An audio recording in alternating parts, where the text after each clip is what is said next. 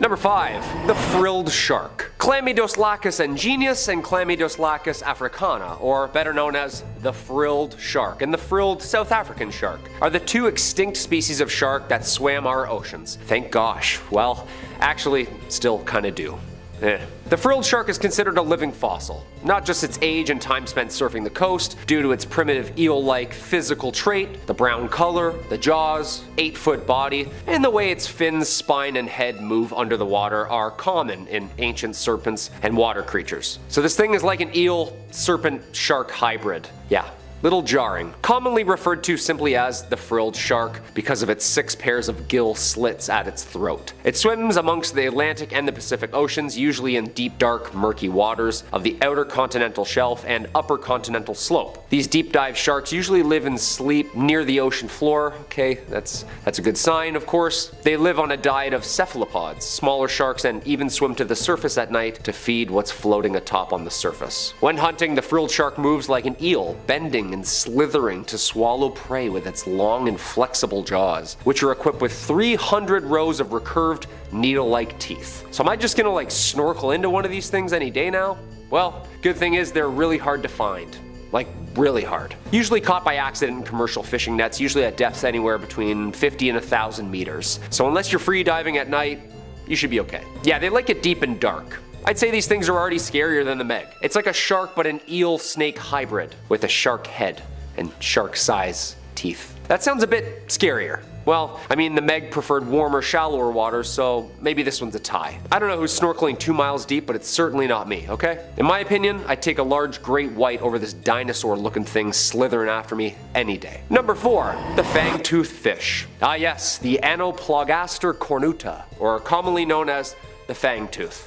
I wonder why. Though they spend most of their time in the deep, common fangtooths are known to migrate towards the surface at night. Sorry, the fangtooths are known to migrate towards the surface at night. That is the scariest sentence I've ever said. Dude, these are way scarier than this giant ancient shark. Like, all the scariest things come out at night, you notice that? And root canals, but they're usually done during the day. The word megalodon is Greek words meaning giant tooth. I'd take big teeth over this thing chasing me around any day. Thankfully though, this guy is only about 1 foot in length. Okay, that's not so bad. The fish has a mouth that are full of long snake teeth, perfect for hanging onto its prey as they shake. The lockable jaws ensure that, although thrashing may occur, the fangtooth's teeth are locked clamps that effortlessly swim with dinner in its mouth, just getting dragged deeper and deeper down, wiggling and can't move, trying to run for their lives. Well, swim for their lives. And fish of any size.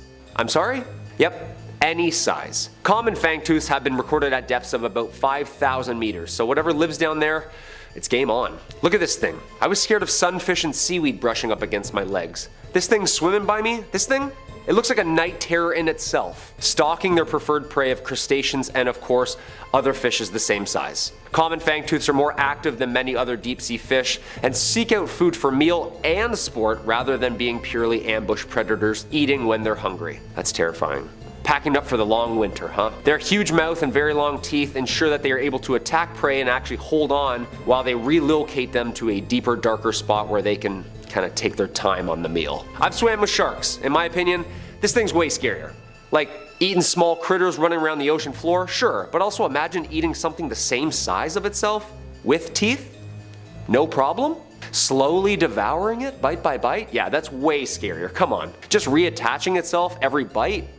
Taking you along for the free ride? Yeah, that's horrifying. And number 3, the big fin squid. Of the genus Magnapinidae family, the big fin squid, or as I like to call it, this ocean alien with shoulders, belongs to a group of rarely seen cephalopods with a distinctive morphology, meaning they're really weird and rare. Magnapini meaning big fin, of course. The first record of us catching and looking at this family comes from a specimen talismani caught off the Azores in 1907. This was our first look at this bizarre fish, but due to the damaged nature of the find, little information could be extracted and was classified just as a squid. The problem is when you pull these things out of its atmosphere, it just looks like a piece of wet crinoline dress all of a sudden. Don't get the whole terrifying effect, you know? In 1956, a similar squid was caught in the South Atlantic, but during the 80s, 2 specimens were found in the Atlantic, then 3 more were found in the Pacific, and eventually the creatures found a place amongst the books as its own species, entering the family Magnapinidae.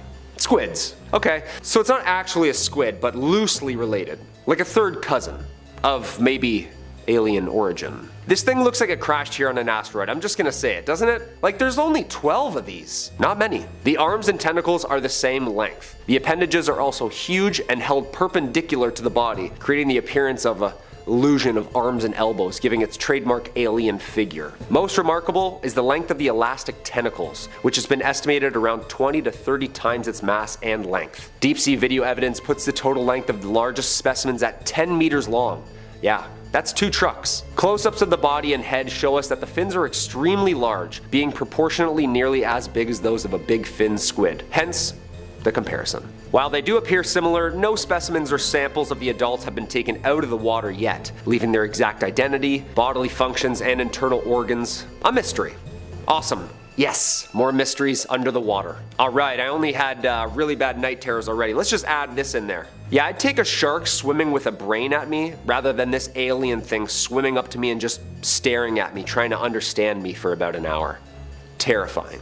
Number 2, the gulper eel. Eurypharynx pelicanoides. The pelican eel, or what I just said, is basically a deep sea eel. Like deep sea. If you've seen the Ridley Scott's Alien film franchise or the Predator universe, you'll know that this thing looks exactly like that. Yeah, am I wrong? But instead of like 8 feet tall, it's only 3 feet tall. Yeah, still terrifying. The pelican eel has been described by many synonyms, yet nobody has been able to demonstrate that more than one species of pelican eel exists. Riding solo, huh? That's creepy.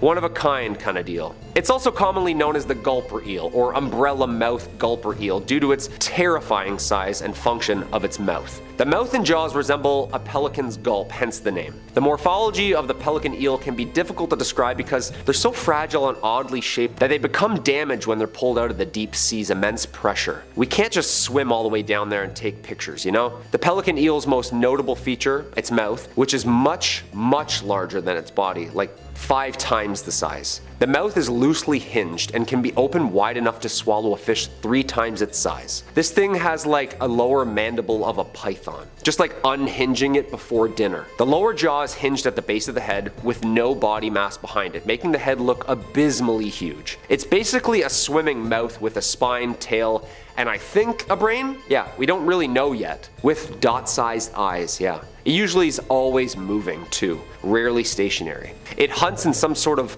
folded state. The pelican eel's mouth has the capability to change to an inflated shape when hunting, giving the mouth its notably massive appearance. Dude, the mouth unfolds like the James Webb telescope. Like 100 working parts. Technically, it's like a geometric shape unfolding as a mouth, followed by stretching, like a cootie catcher. Remember those? This thing eats like a cootie catcher. When the pelican eel is in pursuit of its prey, it slowly starts unfolding itself. Imagine this thing's trucking behind you, unhinging its jaw, slowly the closer it gets. The head and jaw structure unfold and spread horizontally, not vertically. Okay, that's scarier all of a sudden. The unspreading event, or as I like to call it, lunch, is followed by the inflation of the mouth from a stretchable skin of the head, which it feeds on prey. Then, water's expelled via the gills. Okay, so it's basically a large strainer, and after it eats, it blows itself out, releases all the water back into the water. Just wrings itself out. Come on, this thing is horrifying. Thank gosh it only eats crustaceans and creepy little crawlies on the bottom seafloor. And number 1, the phantom jellyfish. Stygiomedusa gigantea. I love that word. Commonly known as the giant phantom jellyfish, is a part of the monotypic genus of deep sea jellyfish. Stygiomedusa. With only around 110 sightings in 110 years, it's a jellyfish that is rarely seen. Well, I guess like once a year. I don't know, I'm not really good at math. Believed to be widespread throughout the world, it thrives in all oceans and seas, with the exception of the Arctic Ocean. Yeah, a little too cold for it. The Monterey Bay Aquarium remotely operated underwater vehicles have only sighted the beast 27 times in 27 years. Dude, what's with all the matching numbers? Is this CIA run? A study conducted by the Journal of the Marine Biological Association of the UK revealed info regarding the species and had this to say. The gigantea is thought to be one of the largest invertebrate predators on this planet. planet. One more time please. The largest predator. It is commonly found in the ocean's midnight zone, reaching depths of about 7,000 meters. Deepest human free dive is about 300 meters. Okay. Yeah, we're good. Unless you have a wide lung span. The largest predators in the deep sea, the giant phantom jellyfish's typical prey consists of plankton and small fish. The S. gigantea tends to be dominant in locations with a low productivity system, meaning it deters other predators of fish. Like, it likes it quiet. A shy eater, I'd say. However, when this thing is hungry, it battles squids, eels, and even whales. Okay, never mind. Just when I thought this thing was really cute, it fights off whales for food. The first specimen, weighing in at 100 pounds, was collected in 1899, but it wasn't recognized as its own species until 1959. Imagine this thing chasing you and catching you, tangling you in like 100 feet of netting tentacles so it can just eat you slowly. Does this thing have a consciousness? Like, you can kind of tell if a shark is swimming near or close to you or what it's kind of feeling. This thing just slowly, softly swimming towards you before it ingests you? Way scarier.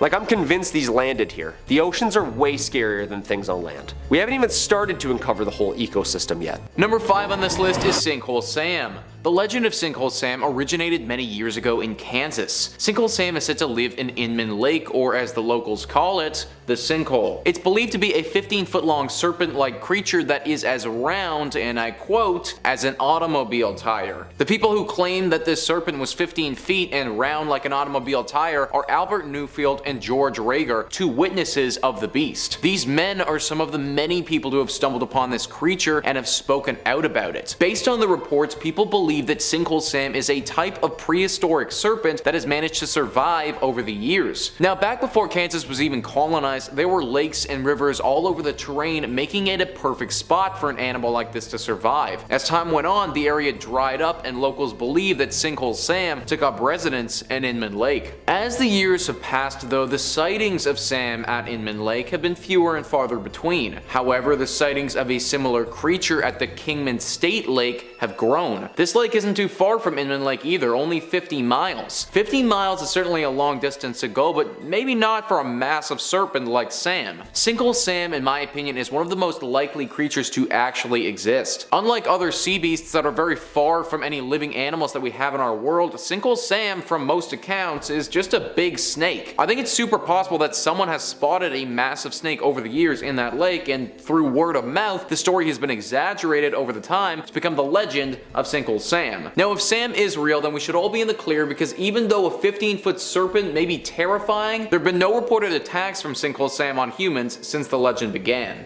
Number 4 on this list is Leviathan melville.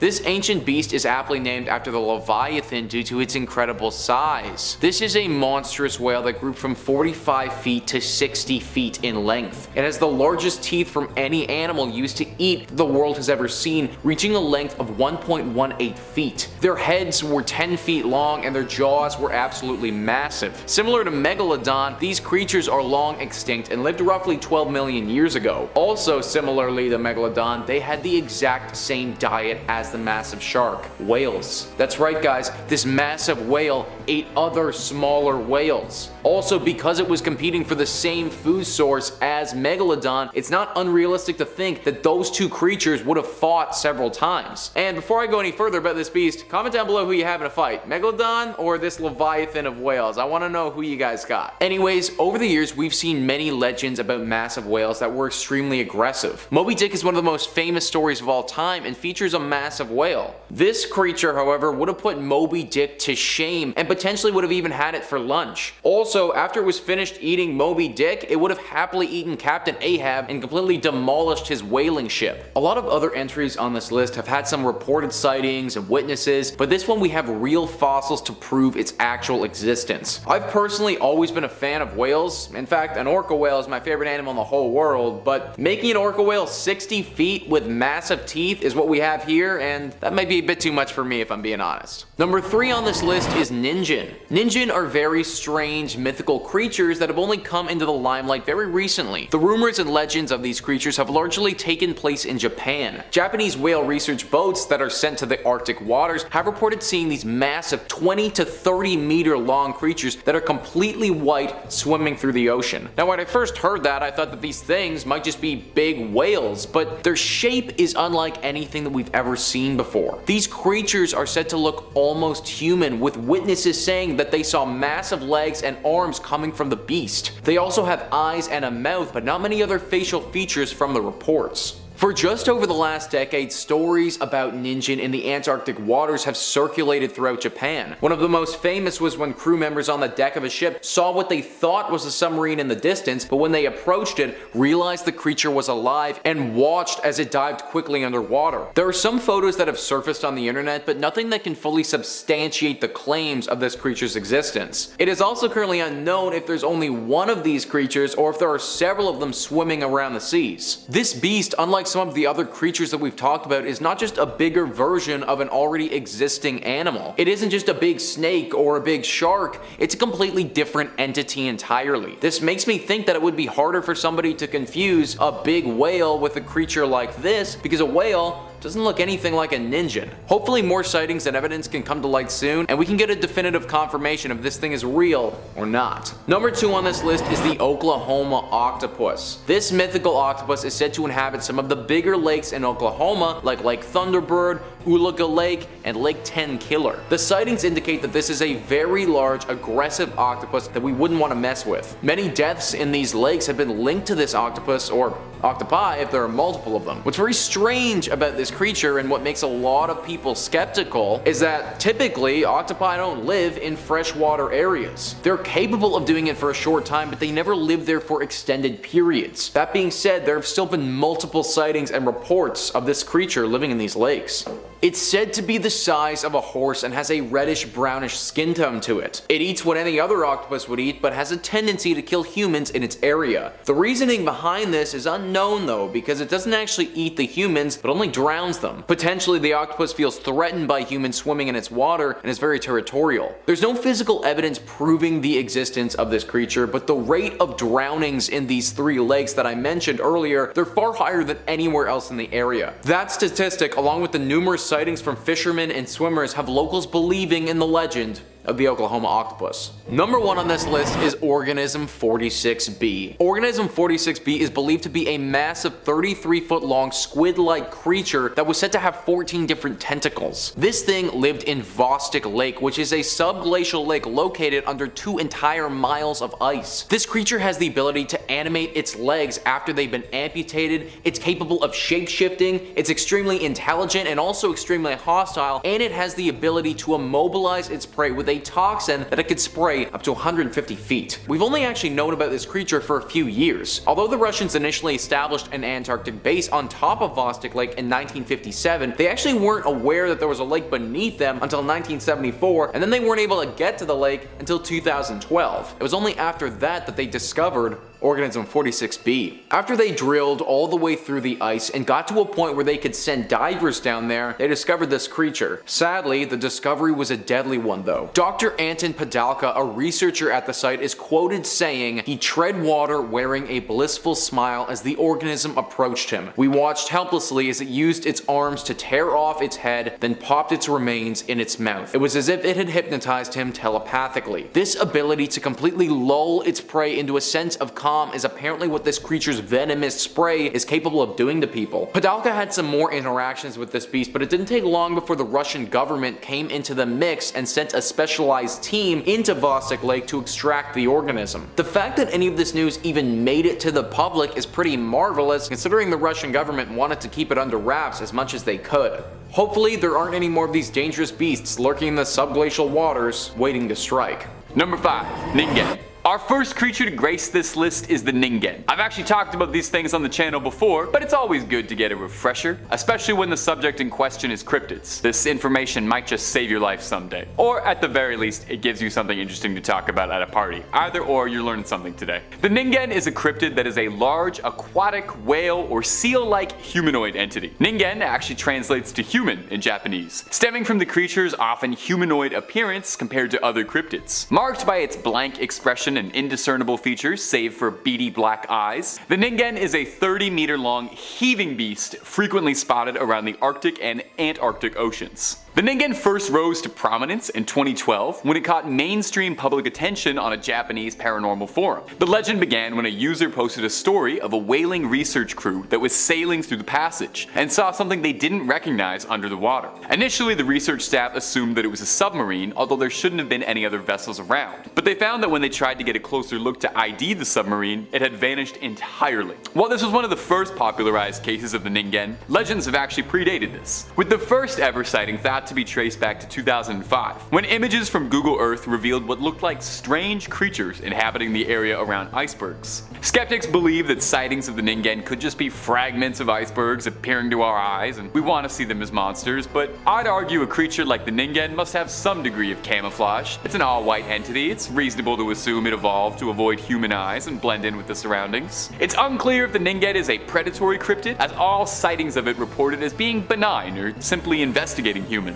They don't appear to have any particular interest in aggravating us, as no attacks have ever been recorded or any cases of missing researchers involved. Perhaps it's as curious about what we are as we are curious of it. And hey, my delightful little ghouls and goblins, if you're curious about cryptids, well, there's simply nowhere else on the internet that's going to satisfy you as much as Top 5 Scary. And maybe the Cryptid Wiki, but they don't do videos. So click through and subscribe to Top 5 Scary and keep the screams coming all night long. Let's keep going. Number 4. Garappa. Garappa the Rappa. Sorry. Just Garappa. Garappa is an aquatic cryptid and not to be mistaken with its regional counterpart, the Kappa. Garappa, Arctic. Kappa, not Arctic. Write that down because there will be a test at the end of this video, and if you fail, I don't know what'll happen, but it's gonna be bad. Garappa is so fun to say though. I'm gonna throw that out there. Try that on for size at home. Tell me it doesn't feel fun coming out of your lips. I gotta get on topic here. Similar to a Kappa, a Garappa is described as having long, slender limbs like a frog or a monkey, and a turtle's shell on its back. It has a beak like a duck, long, stringy black hair, and a bony plate or a dish on top of its head that also makes for a good ashtray. You'll recognize if a Garappa is around because of the call it makes, a distinctive, and forgive me for this if it's not perfectly accurate, hyo sound. Although a Garappa may appear outwardly threatening, a Garappa is mostly shy creature, and they don't want the attention drawn onto them. I'm probably not helping the community much by discussing them here with you. They're shy and solitary, and usually keep to themselves, and usually tend to live in isolated communities by themselves, or with a few other Garappa. Despite their shyness though, they are reported to be incredibly strong, and can easily overpower a human if a fight were to occur. Some legends report too the Garappa are a bit of a prankster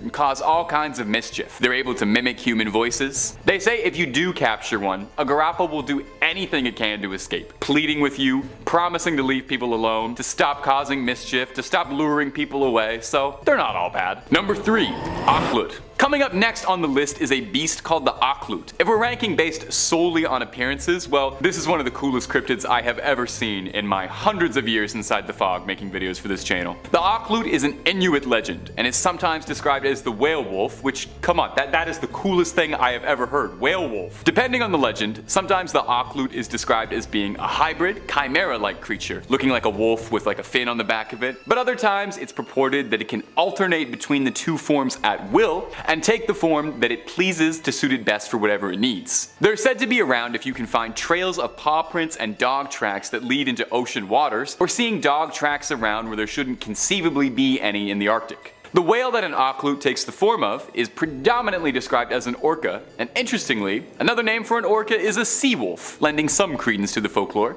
Stemming from early days beliefs when storytellers believed that all land animals had aquatic equivalents, like sea cows and so on. Not much is known outright about octolute, instead what is passed from folklore. They're thought to be dangerously vicious towards humans, which makes sense considering both of the things that they are pretty nasty with some gnarly teeth. There aren't too many recorded sightings, although if they're shape-shifting creatures, who's to say you haven't seen dozens upon dozens of them without even knowing? Unless you don't spend too much time in the Arctic, I suppose, then you probably haven't seen any. There is one legend in particular I found that stood out for me. It tells the tale of an Inuit man who becomes obsessed with the sea and wants to be part of it. He returns from a fishing expedition to his village, but his obsession with the ocean has driven him too isolated to relate to the village anymore, and he finds himself in exile. He sets out and lives with a pack of wolves, but his affection for the ocean never dwindles. He casts himself out into the ocean to preserve himself forever in its waters, and through the malevolent energy inside him, he transforms into an orca. He spends his days swimming in the oceans as an orca, but whenever his hunger and his lust for revenge is awoken, he can return to the land and take a form as a wolf.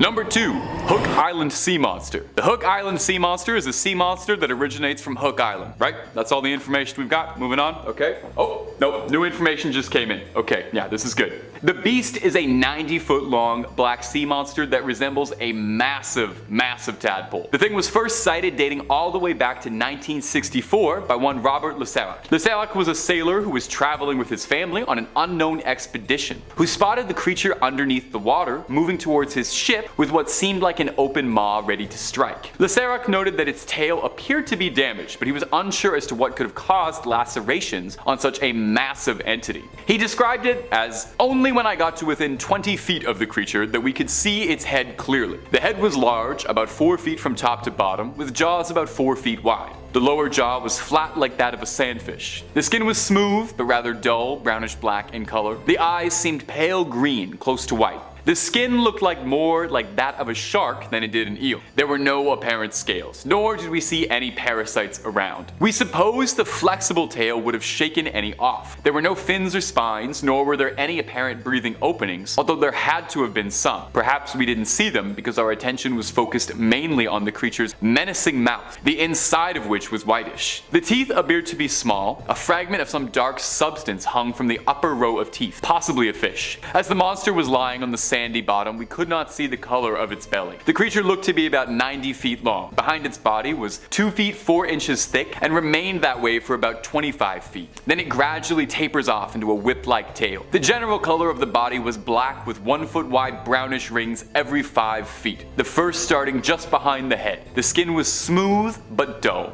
Aside from this detailed description, Leserac captured a few photos of the beast, although there has been some argument and debate as to the validity of the photos. But, Photoshop didn't exist in the 1960s, so there's no way that these could be photoshopped. Duh. Number 1. Organism 46B. Our number 1 creature is something called Organism 46B. Maybe it's an SCP that hasn't been classified yet. Organism 46 was discovered in Lake Vostok, a subglacial lake located under 2 miles of ice beneath the Vostok Station and the Antarctic, a Soviet research station established sometime in 1957. Organism 46B in question was an absolutely massive 33-foot long, 14-tentacled creature that displayed unimaginable abilities, some bordering on not being of this world. In studies, it was shown to have limbs that were capable of retaining autonomy, aggression, and even animation after being separated. It's been purported to have a toxin inside its body that is capable of releasing to immobilize prey from far away, and all studies of it showed that it is incredibly hostile.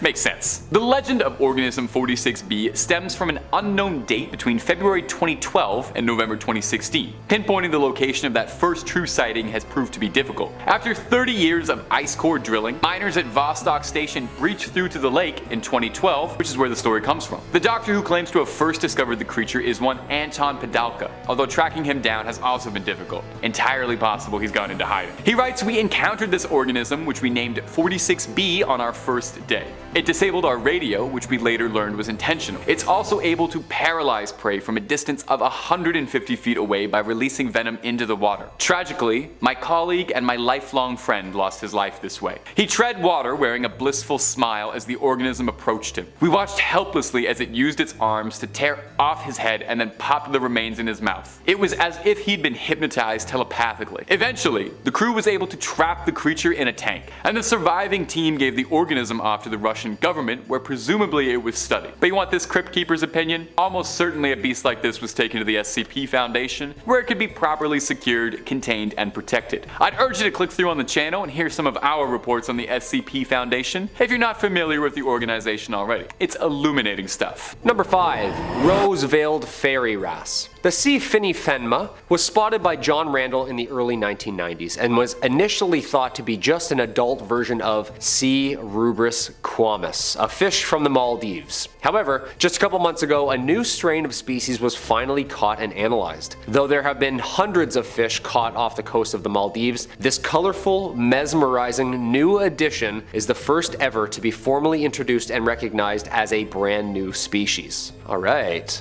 Welcome to Earth, little buddy. I love this planet. Every day there's something new, eh? This thing is mesmerizing, right? Look at it, it's just so beautiful. Apparently it changes colors as it grows up too. Different year, different color. The rose-veiled fairy wrasses is one of the first species to have its name derived from the local Dhivehi language, with finiphenma meaning rose, a nod to both its beautiful pink hues and the island's national flower. Ah, we're starting this list off nice and easy. Imagine swimming with these. This is beautiful. Nice little rainbow around you. Of course, us being us, the species being so new and abundant has started making it, of course, at high risk of over-exploitation. Yeah, don't forget what we do to fish. Yeah, humans can be the worst for this planet also. Already talks of commercialization, tasty new dishes, and exotic deep-sea tanks before it's even got a scientific name. That should be a metaphor about how we are, you know? Something so new and precious and we're already craving over it. The beauty of nature, I guess. The discovery is part of the California Academies of Science Hope for Reefs initiative started in 2016 by a team of marine biologists and deep-sea divers. It was created to explore, explain, and sustain the world's coral reefs by making fundamental breakthroughs in coral reef biology. That's awesome, dude. Okay, so there's like some pure people still out there trying to help. That's beautiful. Alright, one for humanity. Okay, we're trying here. Number 4. The blanket octopus. The blanket octopus gets its name from its female counterpart, the very rarely seen and supersized female blanket octopus. She has a long fleshy cape that wraps around her tentacles. This cape makes the octopus appear larger and more intimidating to predators. Though the female blanket octopus is already large, growing to around 2.5 meters in length, the males only grow up to about 1 inch, weighing in at a monstrous 1 pound. Alright. The caped female growing upwards of 40% bigger in mass and size. 40% his size. Okay, this species is much more interesting now. 40 times bigger than its counterpart? Just a little guy, you know? You got this, little man. That's like us dating a sperm whale. How does he not get lost in that big cape? Hey, soulmates are soulmates, right? In fact, the blanket octopus exhibit one of the most extreme sexual size dimorphisms known in any of the animal kingdoms. That's a really cool fact. Unique love, you know? That's like Donkey and Dragon from Shrek. But on a bleaker note, unfortunately scientists don't think that they live very long. Sad, I know. Like many other octopuses, they are short-lived at approximately 1 to 2 years for females and 3 to 4 years as males. The tiny male drifts through the ocean seeking a mate while protecting their precious reproductive arm tucked away in a sac between their mouth and eye. Males die soon after they mate, while females will continue to live and grow for many months and years longer than the males, spawning around 100,000 eggs which are carried by her under her arms. Blanket octopuses can be found in both tropical and subtropical waters. They apparently are reported to feed on seafloor mollusks and small fishes. It's not fish, eh? Yeah, it's fishes. Yeah, I never knew that. It's fishes. I like that. Blanket octopuses are also immune to venom, like from the Portuguese man of war, the huge jellyfish. Female blankets actually rip their limbs off and use them as weapons. They use the tentacles of jellyfish to sting other predators for both offense and defense. This is like my new favorite animal. These should be called Joan of Arcs, because that's like the energy I'm getting here. When threatened, the female unfurls her large net-like membranes that spread out like Batman's cape, making her instantly 3 times the size of an already 12-foot body. Gentle giant or limb ripper-offer? You tell me. Number 3. The glass octopus. A rare encounter with a glass octopus has just happened, which is one of the strangest and coolest species that swim these oceans. These science fiction looking dudes have transparent gelatinous bodies, and scientists believe that they have evolved into their elongated shape in order to make itself next to invisible, even when right beside it. That's pretty cool. The only colorful parts on them are their optic nerves, eyeballs, and digestive tract. Yeah, basically like a see-through Game Boy. Remember those? About like 3 times the size of a Game Boy 2 at about 20 inches long. It's likely that these octopuses eat whatever is down there at the depths of the Twilight Zone and Midnight Zone. Yeah, like deep.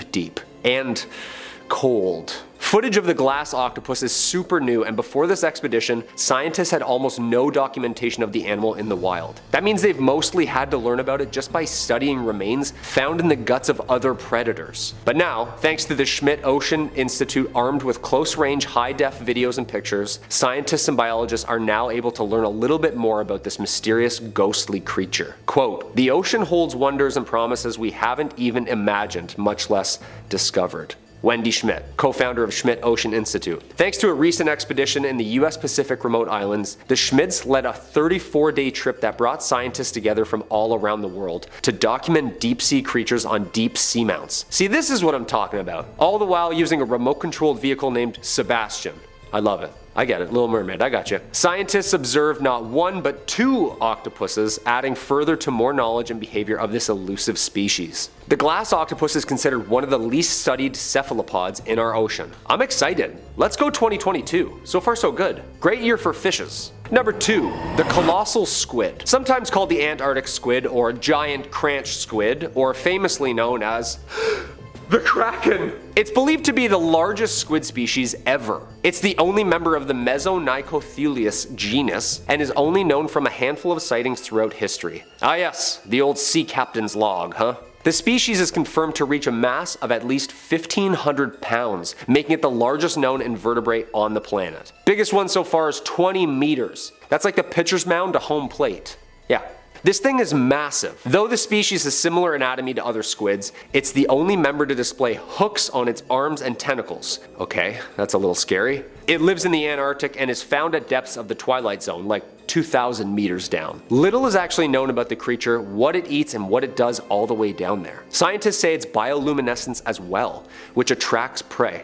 Look, if this thing was flying instead of swimming, just 1 atmosphere difference, I'm just gonna say it, this thing would be an alien. You know what I mean? I said it. I mean, no wonder it's got a reputation for swallowing up ships by pirates. The first specimens were spotted in 1925, but in the early 2000s, fishermen got lucky and they pulled up the largest colossal squid ever found. It's now on display at the Museum of New Zealand. Kind of sad that when we see these beautiful things, the first thing we think is to yank them out of the water. I like the underwater cameras and free divers Blue Planet style, just swimming down there with krakens.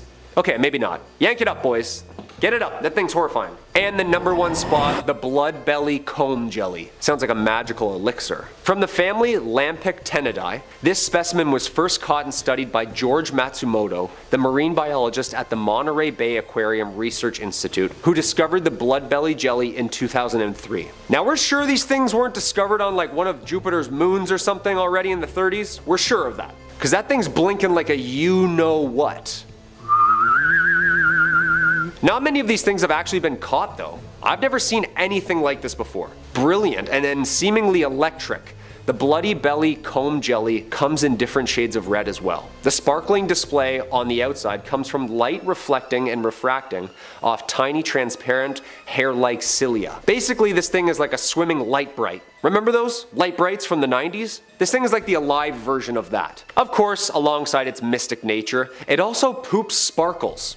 Seriously, like a little alien unicorn. That's neat, right? Its name comes from its ruby red color. While it's pretty much invisible from underneath its belly, from above and in front it lights up like the 4th of July, luring predators in with its mesmerizing patterns. Red is nearly invisible in the deep sea, so the vibrant crimson that gives the comb jelly its name is actually helping it hide. Bloodbellies are technically ctenophores, not true jellyfish. Many comb jellies have caloblasts lining their tentacles, which work like glue instead of venom. Upon touch, a spiral filament automatically bursts out and releases this sticky glue stuff. Once a fish is unable to swim away, the comb jelly reels in its tentacles and brings the food to its mouth. Okay, so this thing just became absolutely terrifying again. The deep dark sea, we gotta respect it. How insects and how jellyfish eat scares the out of me. I can't explain it. Watch it for yourself.